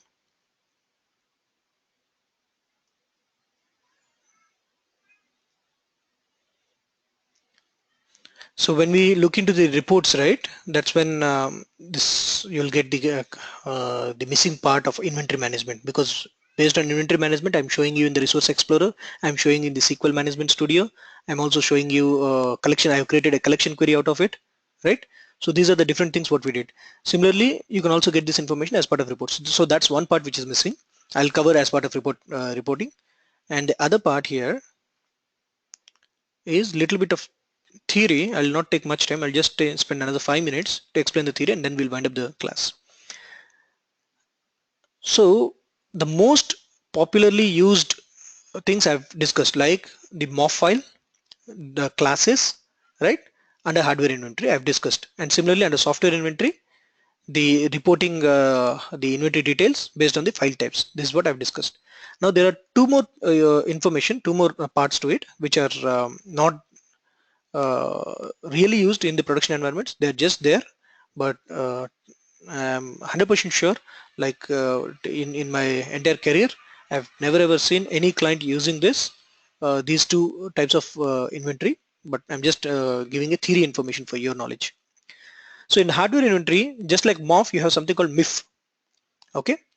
So basically what will happen is in the MIF file, earlier I was giving you an example, like anything which is under registry you can pull, anything which is under WMI you can pull. Say suppose it is not under your registry or it is not under your WMI.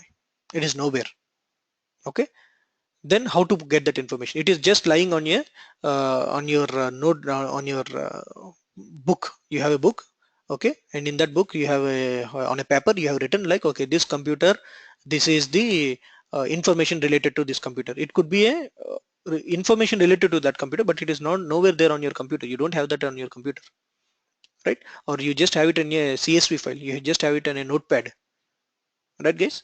So even in that case, how to fetch that information? Right?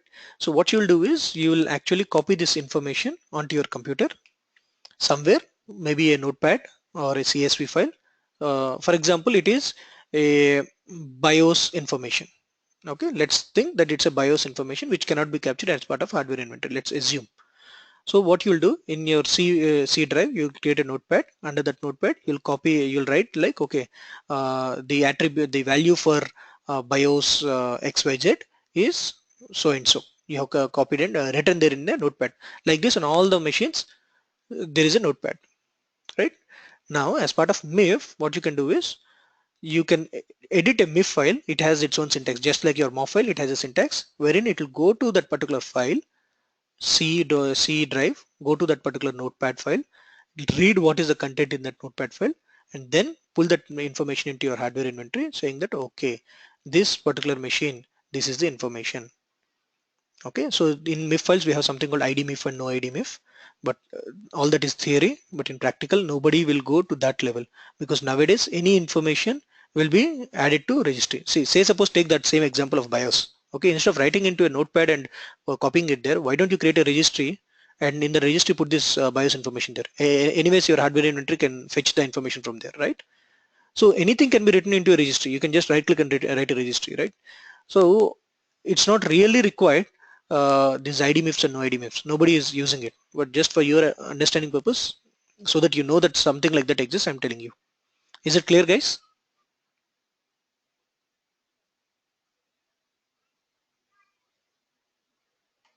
Okay. Now going to software inventory. So that's the reason, since as you can see, for hardware inventory classes there is no size limit, but for MIF file there is a size limit. Because say suppose somebody creates a notepad there of whatever it is, like 1 GB notepad. Practically it is not possible. I'm just giving you an example. Maybe a CSV file of 1 GB. And if this keep on collecting all that entire file, reading that file, your performance is going to hit badly, right? So because it is related to reading a file and collecting those files, copying those files over the network, that's what it is related to. That's the reason you have a size limit over there, saying that, okay, if it is more than 250 KB, don't even touch that, boss. Less than 250 KB, then bring it to me. That's what you're putting a size there. And whether you want to collect the MIF files or not. Collecting MIF files as in, like, it'll copy that MIF file, the ID MIF and no ID MIF. I was telling, right? ID MIF and no ID MIF. So you want to collect the MIF files, then you'll give appropriate selection here, collect my ID MIF or no ID MIF. So accordingly, it will find the 250 KB file on your machine, 250 or less than 250 KB file, copy it, evaluate that, and accordingly it will write the information into your database. I'll tell you where it can be used sometimes where it can be used. Maybe it is a kind of a handheld device. Okay, maybe it is kind of a handheld device. Okay, and it doesn't have any interface or anything as such. So it will go to that handheld device and fetch that information from a file. Like if there are any binaries or configuration files, it has to get information from that configuration files. That's when you use. But to be honest, nobody will really use IDMIF and no IDMIF, so don't even bother about that. Coming to software inventory, a similar thing is even there. So instead of inventorying the files, you can also collect the files. Okay, so say suppose if you have files which are like um, registration files. If you I don't know how many of you have seen this. Sometimes when the user first times downloads an application, okay, even it is a corporate application, okay, it is a corporate enterprise application, he gets that application deployed onto his machine. The first time he opens it, every user has to register his name, his email ID and all the other details, and only then he will be given access to use that application. Sometimes such applications will be there. Have you ever seen that kind of an application? Yes, Manoj. Sorry, I didn't. I just didn't get your question. Can you please repeat? Sure. Sometimes what will happen, an application once installed on the end user machine, okay, the end user is supposed to click next, and then he'll have to provide some registry information, like he has to give his name, his email ID and all that information. Then it will connect to some server, it will register him there, and then he'll be able to start using that application. Have you seen such kind of applications ever? Yeah, sometime. Right? Amar, you're saying Yes, something? Manoj. MS Office is one of them. When we click on Word, we just have to, and it's not next, but you just have, it by default it captures the name of the person. Yeah, it by default creates the name, but in MS Office, it's much more sophisticated that you have a KMS server, and it gets it gets registered from The there, it gets license gets licensed from captured. there, right? It gets activated from there. But say suppose there are Yes. applications for which there is no licensing server as such within your environment. Licensing server will be with the vendor itself, right? So what will happen in that Mhm. case?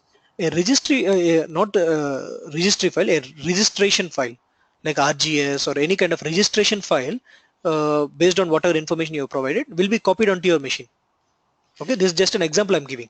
So if there are any such files which you wanted to collect as part of software inventory to find out, okay, whether this application has been registered by my user or not, whether he has completed the registration or not, right? Or there could be some kind of a settings file.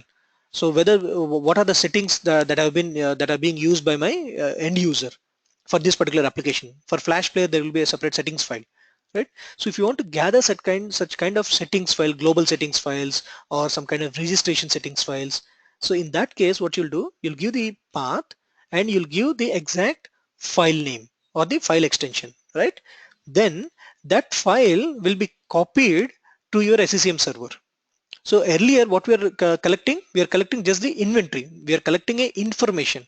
This time what we are collecting the actual file itself. We are copying the file from the client machine to the SCM site server and putting the file there.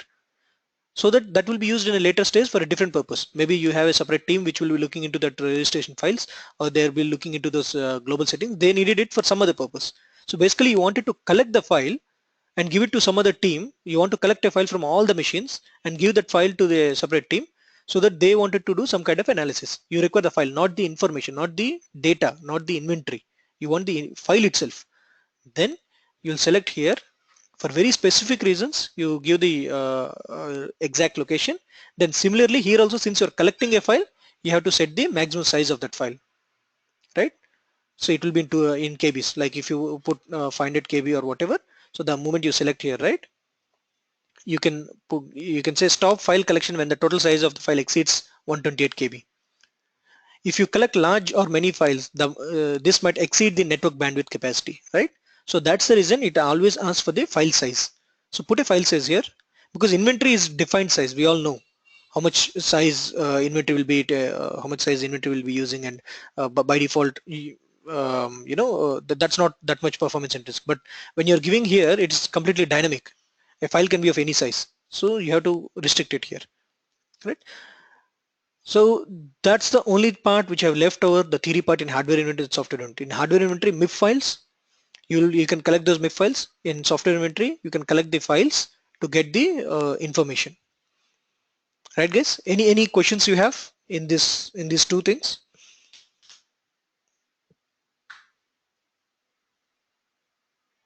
Okay, so if not, then I say we are good with inventory management. And only thing is when I talk about reportings, I will again show a report pulled out of this inventory, right? There is a option called software metering. Those also will be covered right later. Yes, software metering is different. Software metering is not part of inventory management, so that is also covered. Okay.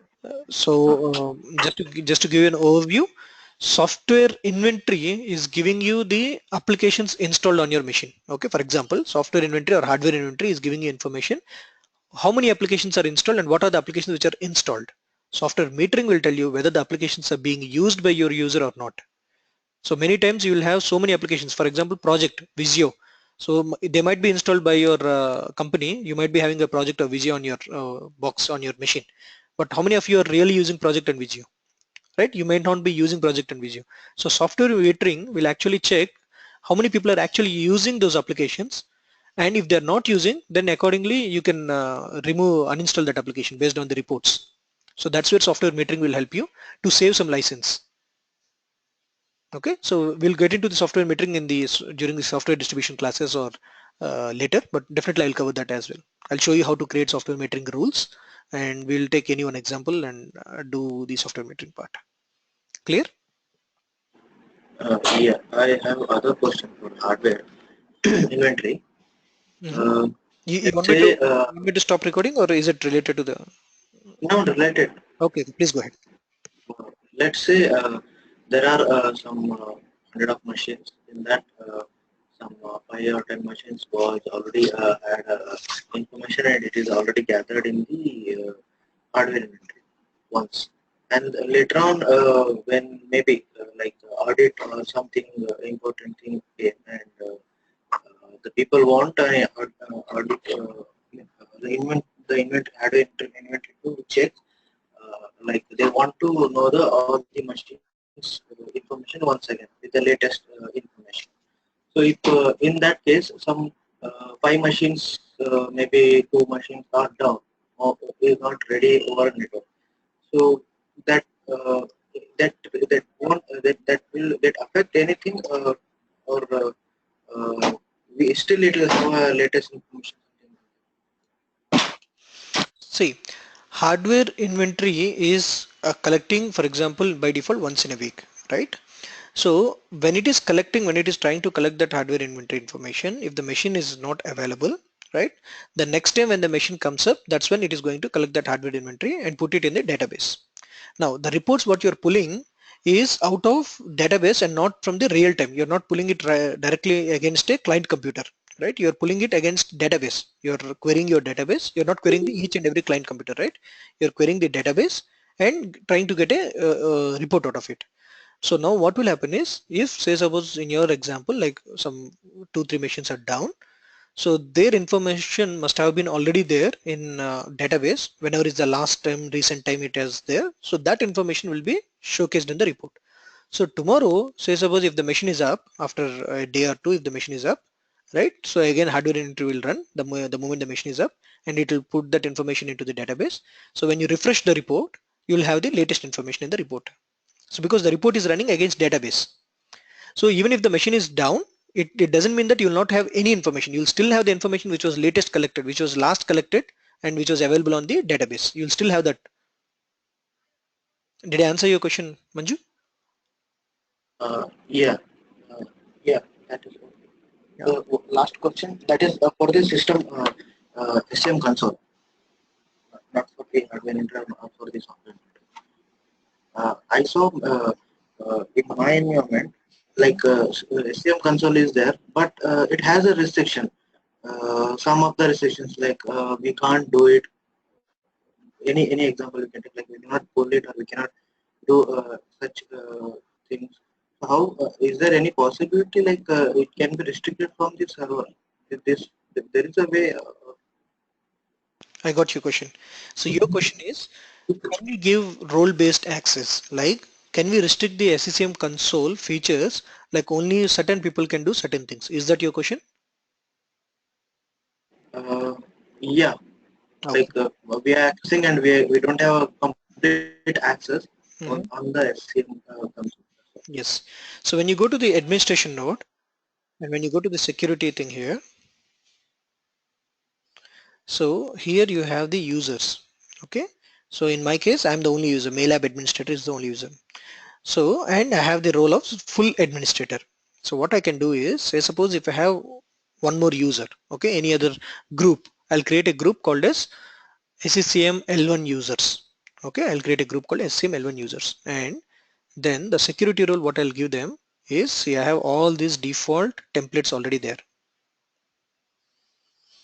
like application administrator, application author, asset manager. So what will happen is, if say suppose he's an operating system deployment manager, so if you see the description, he'll get permissions only to grant permissions to create OS images and deploy them to computers. Right? This is the only permission that he'll get. If he is only a software update manager, he'll have permissions only to the patch management. He cannot create any anything on OSD. He cannot push any software applications. He cannot deploy. Right? So similarly, based on the kind of role that they do, you can have assign them one or many. It's not only he can only have operating system. You can put him into operating system deployment manager, then the infrastructure administrator, and also the compliance settings. So based on the kind of work that the person will do, you can assign him to 2 to 3 roles, right? Or else if you think he is a full administrator, you can put him into full administrator. So when you assign this, so accordingly he will be able to see only that part, and he can only create the collections. If his permission is only to create collection, he can only create collections. Or if his permission is only to add machines to collection, but he cannot create or delete, he cannot do that. So accordingly, you already have some default security roles, right? Apart from that, even if you want to import new security roles, you can import new security roles, and you can give the scope to which nodes he will have access and which nodes he will not have access. So everything is already there. We call this as role-based access control. If you guys are interested, then towards the end of the session, I can also talk about this role-based access control. Yeah, I am interested. Sure, sure. So what I'll do during, just remind me during the end of these sessions, right? When we get into the, when we finish OSD, right? Just remind me. So during that time, I can explain you and show you a couple of examples of creating some couple of users. Then we'll open console with that user, and you will see what kind of permissions you will have. Just please remind me, okay? Any Yeah. other any other questions, guys?